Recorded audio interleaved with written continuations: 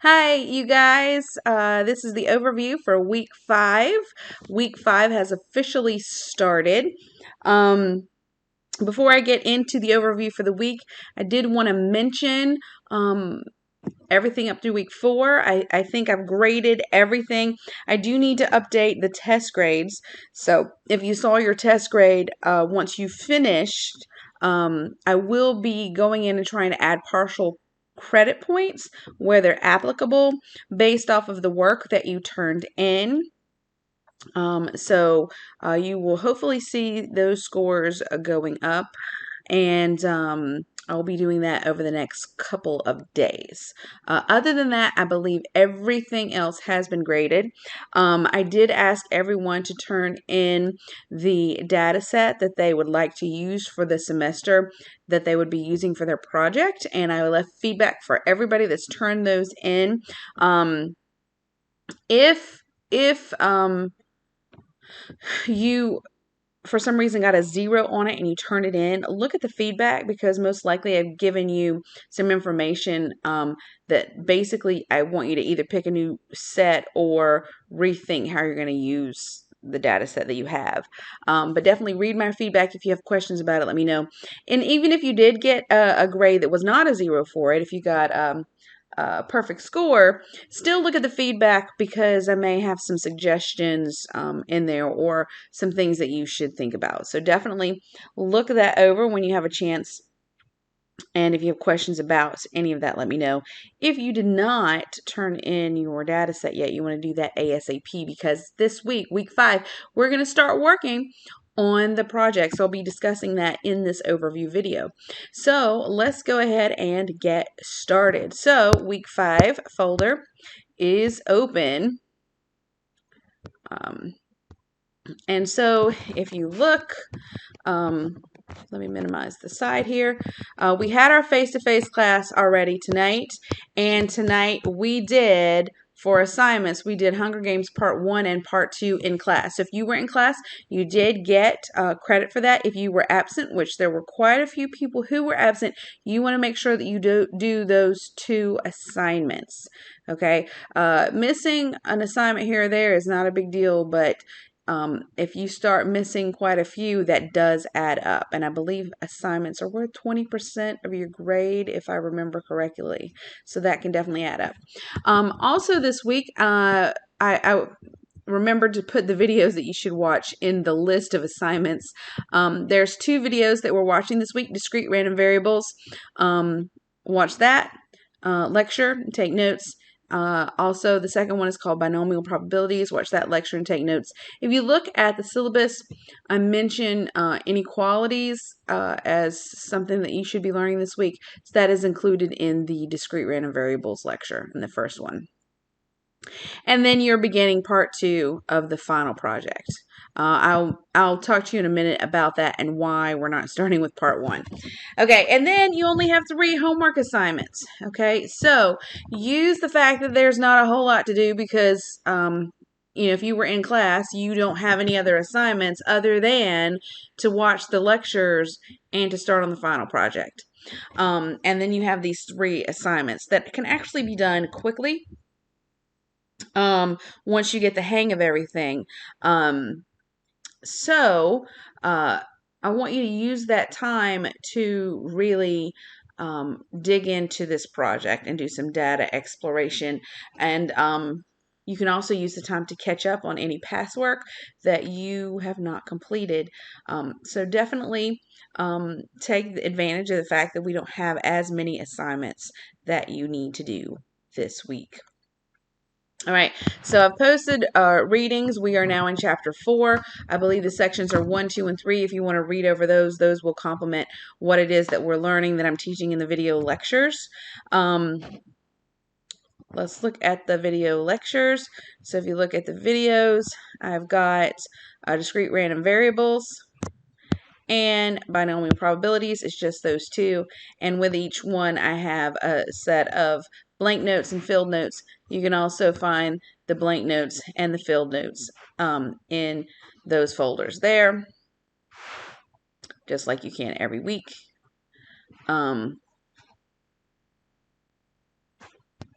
let's see. But what I really want to show you is assignments. So we worked on the Hunger Games part 1 and part 2. So again, if you were not here this evening, please make sure that you work on those and turn those in. There is a place to turn them in when you click on these links here. To turn in part 1, you click there. Something similar in the Hunger Games Part 2 folder. So you want to make sure you turn those in. So on to the project. That's the big thing today. So to help overcome the temptation of procrastination, we will focus on a specific section of the final project to work on every few weeks. Okay, so please don't use this as a reason to like wait to the end of the time when this is due. You want to really get into this over the time that you are allotted over these few weeks. So part 1 is going to be the introduction section. So you do not have to worry about doing that yet. I would wait. I would start exploring the data first before I kind of focused in on an introduction. So that's where we're going to start with part 2.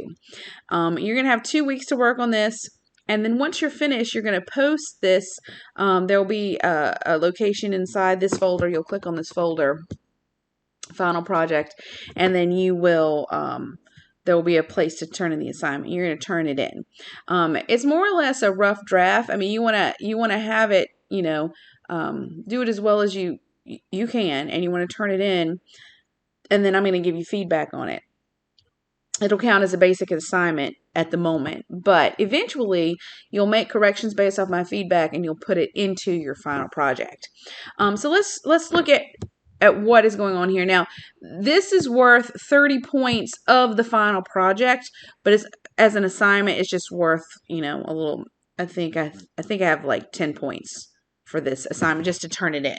So turn it in to get your feedback. You're going to get 10 points for doing it early, and then based off that feedback, you'll make corrections and put it into your final project, and it's worth 30 points of the final project, if that makes sense. So first and foremost, please include the dataset name and the repository name that you found it in our Guru again for me. That'll make it easier for me to find your dataset when I'm trying to grade and leave you feedback for this section. And so what you're going to do is you're going to choose a variable. Now, some of you guys have quite a few variables in your dataset, so you really want to choose one to focus on. But honestly, I don't want to limit you. If you want to focus on more than one, that's fine too, because for some of your projects, you might want to do some comparisons. Or maybe you're not sure what you want to focus on, so you might want to look around at some of all of it. So in the beginning, I would just start playing around with stuff and trying to understand what the data is showing before you narrow down exactly which variable you want to use and how you want to use it. Anyway, so the first thing that you want to do is to create a data summary. And so that, remember, is going to analytics, and then analysis drop down, choosing numerical summaries, choosing your data set, and then choosing your variable or variables that you want to find data for. Put that in the selected column, and then go to univariate, and then click on the numerical statistics that you want to find, like mean, median, mode, standard deviation, etc. These data sets, for the most part, I believe, are samples. So if you're trying to choose between sample standard deviation and population standard deviation, you're going to want to choose sample standard deviation. So you want to be sure to identify the variables that the numerical summaries represent. So you want to make sure that those are labeled. Then, if you have any qualitative data that you want to explore, any qualitative variables, that's non-numerical. Some of them may look numerical, but they're the ones like I was talking to you guys about this evening. Like they give you 1s and 0s, 1s for yes and 2s for no. So even though it's number answers, they represent qualitative data. In those cases, you might want to edit your variables. But the point is, if you have non-numerical data that you would like to explore, then I would like you to create a frequency table. Make sure you add labels. All of these things I created videos for. They've been in some of the past lectures, but I've also, if you look at the bottom here, I have a playlist. There's 19 videos in it. There's some things that I haven't even shown you yet, but I've got videos for pretty much everything that you would need to do in our Guru, so you can go through that and that playlist, and it can help you out with some of these things. So for any qualitative variables that you want to explore, do a frequency table. And then I would like you to include at least 2 graphs. So you're going to do 2 plots. So you can create a box plot, scatter plot, histogram, pie chart, bar graph, etc. And you want to make sure that you title and label the graphs. Now, as you're going through, my suggestion is this. Don't just say, hey, I'm going to do this graph and then click a bunch of things and then do preview and then just cut and paste. You need to understand what it is that you're graphing. And sometimes our Guru lets you narrow down things, lets you drop some of the extra variables or extra things that you're not necessarily interested in having on there, or it lets you focus on a specific type of group within a certain variable in these graphs. So play around with it. Play around and see what changing some of the settings or adding certain things will do for it, for your graphs, and see what kind of graphs you can come up with and what they show, because basically we want to explore the data. We want to learn about it. We don't want to just have a graph that's just there. We want a graph that shows us something, that shows you something. This is the data set that you chose. This is the data set that you were interested in. So this should be a graph that is showing you something hopefully interesting. And then you need to have at least 2 graphs. But I think every one of you guys should do 5 or 6 graphs at least, and then you can choose 2 to put in this section when you're ready. Again, you have a couple weeks to get through this, just to get the rough draft of just this one section. And so for number 2, 3, and 4 above, you want to include descriptions and commentaries of the statistics, the tables, and what the graphs show. So you don't want to just have a graph there. You don't want to just have a numerical summary. You want to talk about what these things are showing you. And so that's when you're going to pull the things that we learn in chapters 1 and 2, specifically 1 and 2. And if you're doing anything with scatter plots, you want to look in chapter 12 and just describe what it is that you're seeing. Describe the spread, describe the shape, describe, are there outliers? What could those be caused from?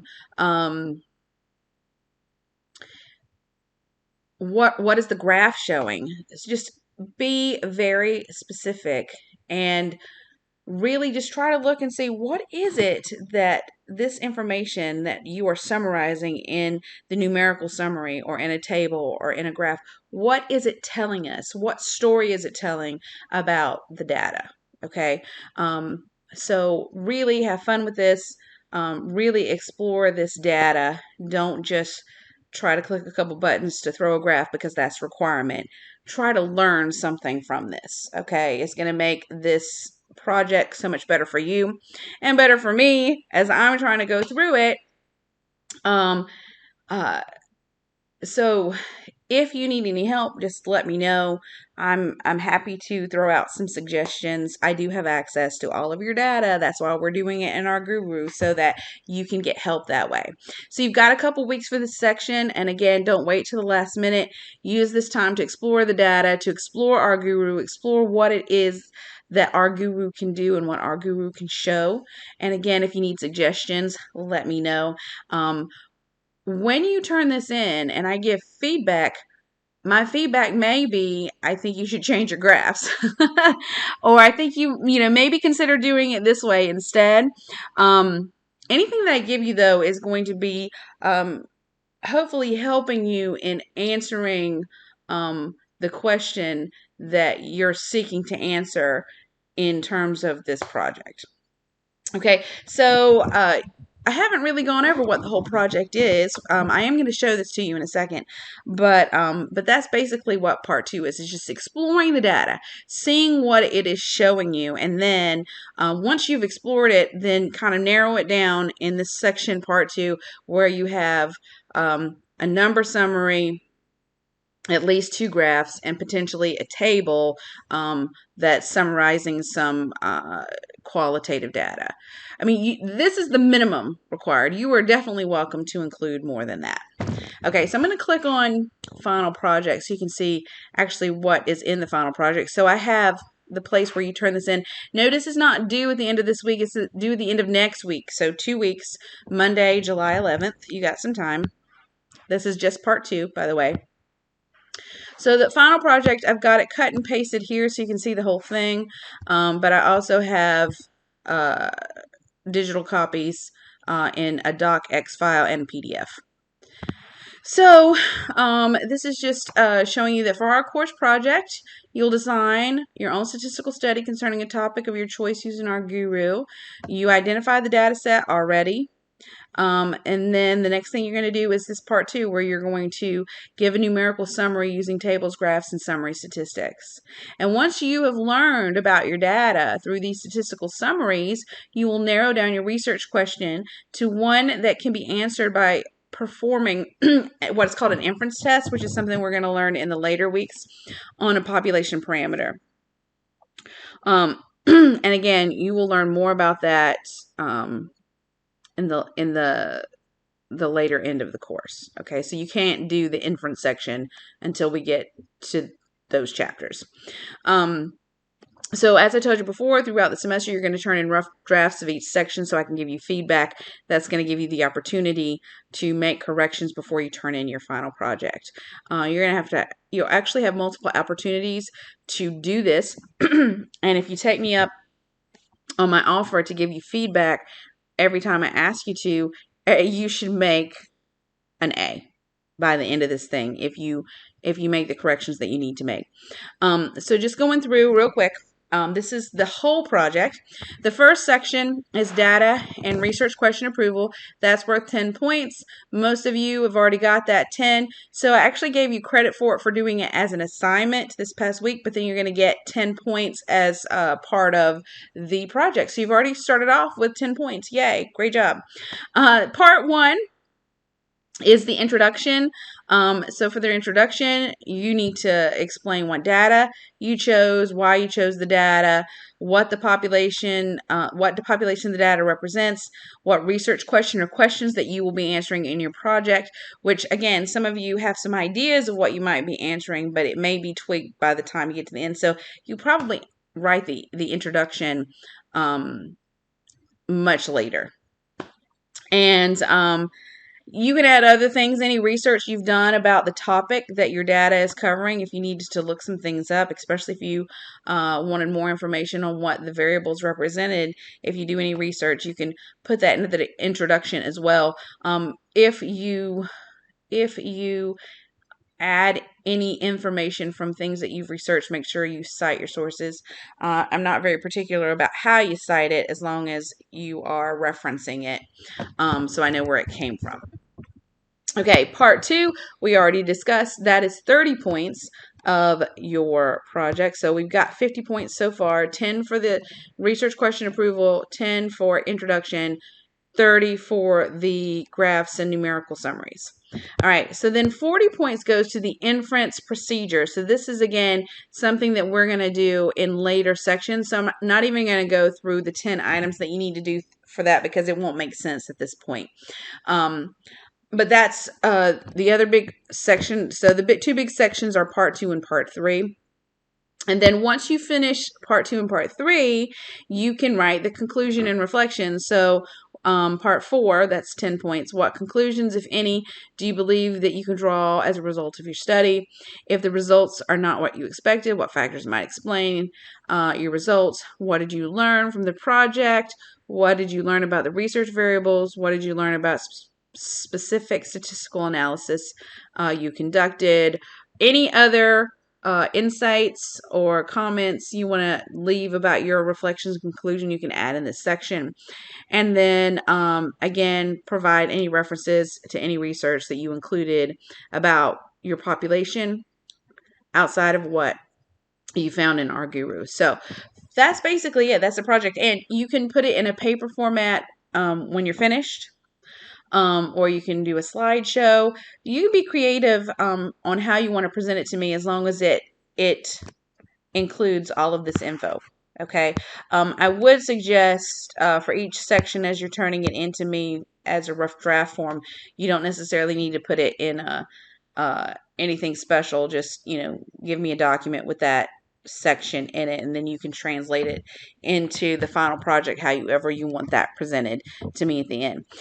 So this is also important, and I know that this overview here is getting a little bit lengthy, but I did want to explain the project to you.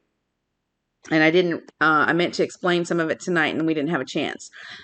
So here's the deal. So I'm going to let you turn in sections 2 and sections 3. Section 2 is due July 11th. I haven't come up with a due date for section 3 yet. But those are the two big sections that you're going to need feedback on, right?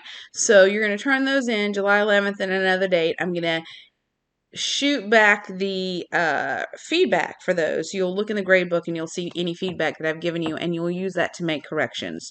And then what I would like you to do is to try to finish your project a week early. Now, the final project is due by the last day of the semester, which is Tuesday, August 9th, I believe, at 11:59. So you can see it says part 1 through 4 of this project is due by then. But if you look at the asterisks here, I tell you that I will provide feedback. So you have, after you turn in those rough drafts of each section and I give you feedback, you have opportunity for a second set of feedback on these sections, in addition to feedback on the intro and the conclusion section, right? If you turn the project in no later than Tuesday, August 2nd. So that's 1 week before the final project is due. Okay, and I need that amount of time to be able to get through everybody's, to be able to get feedback to you in a timely manner. Okay, so what I'm telling you is, not only am I going to give you feedback on part 2 and part 3 when you turn those in, when they're assigned, when you put the project together, if you turn that in early, 1 week early, by August 2nd, Tuesday, August 2nd, 11:59, I will review the entire thing, and I will give you feedback again and allow you to make necessary corrections or changes and resubmit it by August 9th, the final due date, for your final grade. So what I'm telling you is, I am going to give you lots of feedback, if you allow it, if you get this into me, so that you can make the highest grade possible on this assignment. Because the project's is worth a good bit, right? Let's see. I am not remembering how much everything is worth, so let's just look it up. Yeah, the project's worth 25%, just like the homework, and that's one assignment. But we're working on this assignment throughout the semester, and I'm giving you lots of opportunities to get feedback. So there's no reason that you shouldn't make an A on this if you have lots of opportunities to ask questions, and you have feedback from me, so you know if there's anything wrong that needs to be changed. So lots of opportunities to discuss this with me, and talk through things so that you can turn in the best possible project by the end of the course. If you have questions on the project, let me know. One more thing, you probably know where to find this already, but the homework, I just wanted you to see that there are only 3 sections of homework this week: 4.1.1, 4.2.1, 4.3.1. So that is all for the week. You just have to watch 2 videos and take notes, 3 homework assignments, and begin working on part 2 of the project. So you have time this week to really dive into the material. And I really can't say enough about our guru for the binomial distribution homework. our guru is really awesome with this. I promise you, if you could compare what you're going to learn this week with our guru and how you do it in the TI calculator, it's so much easier with our guru, I promise. So, have a great week. Don't forget, no class on Monday of next week because it is the 4th of July. I will make sure that the week 6 folder is posted by July 4th so that you have access to it. All the material for this week, all the homework for this week is due by July 4th, with the exception of part 2 of the project. That's not due until the 11th, but you're welcome to turn it in sooner if you have it done. So again, no class next week, but we still are continuing class outside of class. That's a mouthful. All right. So it's actually the middle of the night that I'm creating this video, and I'm rambling at this point, and this video has gone on long enough. So I'm going to let you guys go. I hope to hear from you this week with any questions that you have. So I will see you later. Bye.